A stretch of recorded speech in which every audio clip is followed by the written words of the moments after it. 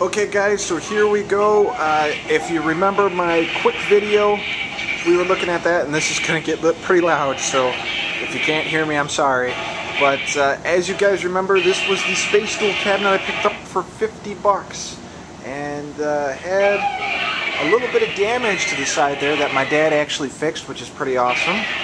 And we replaced the control panel here. Before that, classic Atari Space Duel marquee there. Got the cabinet running Metal Slug 5. And this, my friends, is the brand new control panel. And remember I was talking about wanting to do a Neo Geo setup with this thing? Well, it is done. What we did was got some board, cut this out to fit, pulled out the original control panel, and was able to whittle down a little bit of the wood so it could fit the original control panel but also the new one. And I got the marquee here at May Marquees, which I think is now Game On Graphics. It cost me about 40 bucks.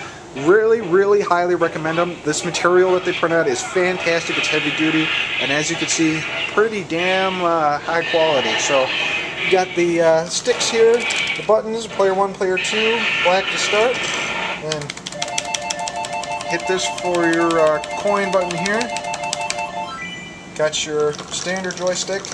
Now the only issue with this joystick right now is it's a little sticking when you're doing diagonal jumps to the left, which is kind of annoying, but not a huge deal. I'm sure something just has to be recalibrated.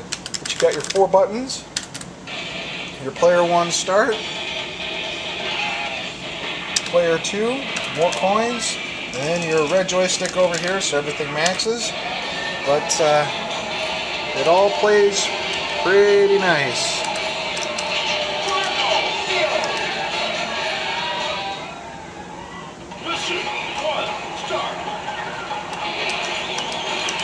So lots of fun there.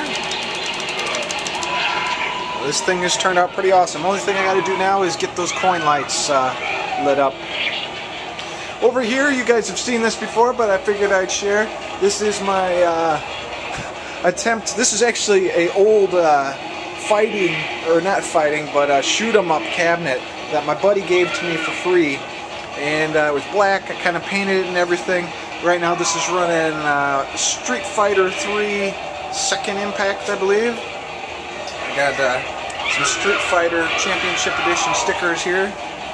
And did replace the button on this. This is now orange, which is cool. The key, as you can see here, Neo Geo. Found some actual logos online in Illustrator format, so I put those together. Added the Capcom in just because, you know, this is a 6-button setup and you're going to play that a lot, so figured why not. Yeah, so it's running that. This is working good still. But you guys have seen most of that, so I'm not going to talk too much about that. Next is my pachinko machine that I picked up for 50 bucks on Craigslist. This thing is awesome. Let me grab some balls here.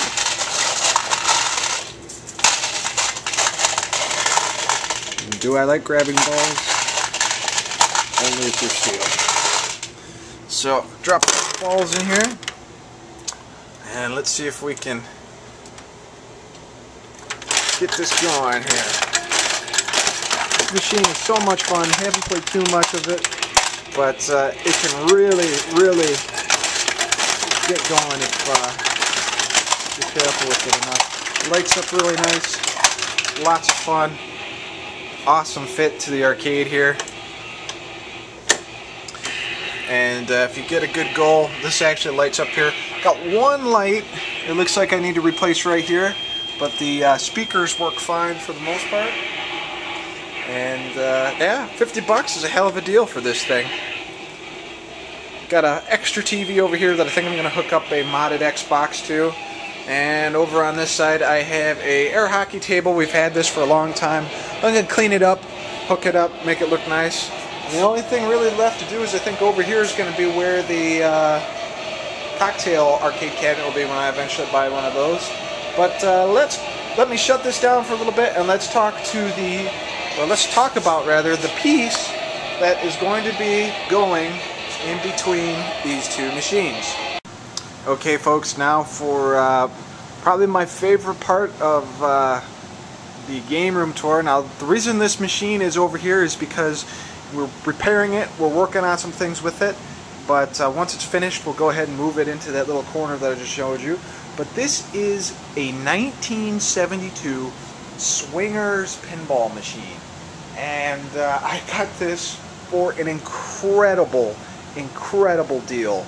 The guy who was selling it had tons of arcade machines, and he knew he would need to put some time in this, and with 4 kids and everything, he just couldn't do it. So he was selling this thing for a hell of a deal, the issue being that he couldn't get the right flipper to work here. And you know, I got the machine, brought it home, had my dad help me out, and my dad got the flipper working in about 10 minutes, which was hilarious. Now the machine has needed some work to it, and that's normal with a machine that has been around for this long. But the reason I went for the original 1970s era pinball machines is because I wanted something really retro. I think those modern pinball machines, or more modern pinball machines, are cool, but I wanted something really retro, and this whole music thing sticks out because down here is my music studio as well that I'm working on, and it just fits with the theme. This thing looks so awesome lit up. It's not loud. It's got the classics bell and chimes, and I'll show you guys that in a second. And it's just really cool. So let me tell you a little bit about the work I've done on this thing so far. This pinball machine does have some wear to the playfield, which may be a little bit difficult to see, but it does have some wear, especially in the top portion right here. Well, I cleaned it up, popped the glass off, got some mill wax, which I highly recommend if you're getting into pinballs. That stuff cleans and waxes great. Cleaned the whole field, the whole play field, and that really sped the ball up quickly. Also got some bulbs and a couple replacement parts for it. I replaced all the rubbers because the rubbers on this thing were dry rotted. So all the rubbers in this are brand new, as well as almost all the lights. Still got to replace a couple of them. Just added the rubbers to the flippers here. Now, as I mentioned, there's an issue with the right flipper there that we're working on. I ordered a brand new flipper plunger kit for both sides, so soon there'll be new flippers, completely new assembly there, which is awesome. But plays really nice. Got a brand new pinball as well for it. They say that you should replace the pinballs often because if there's any imperfections in it, that can cause some issues. So let's stop with the talking here and get this hooked up and play a couple quick games. Do a little guerrilla style warfare here with the camera, so if it's not the best, I apologize. Trying to get this popped into the... There we go. Sorry about that. Okay, let's get this started.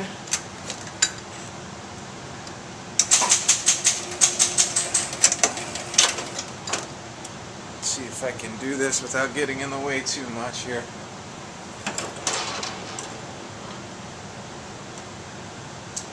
Does need to be lowered a little bit. The legs are a little higher than they should be, so the ball takes a little bit to get down, but once that's fixed, it'll be fine. Go.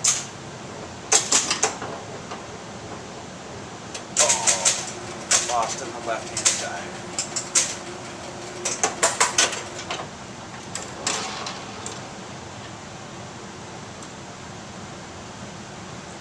Here we go. Come on, come on, come on.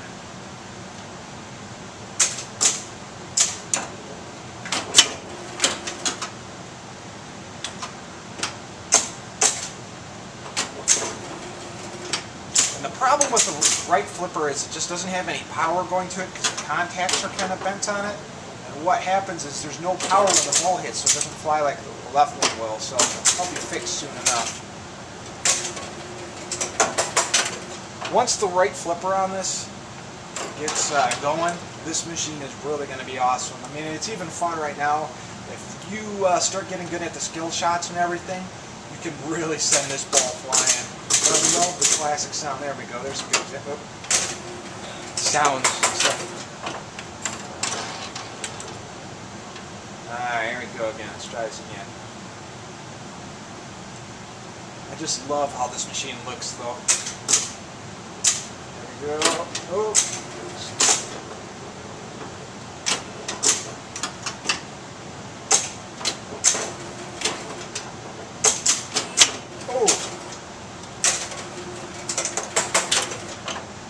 Alright, one more.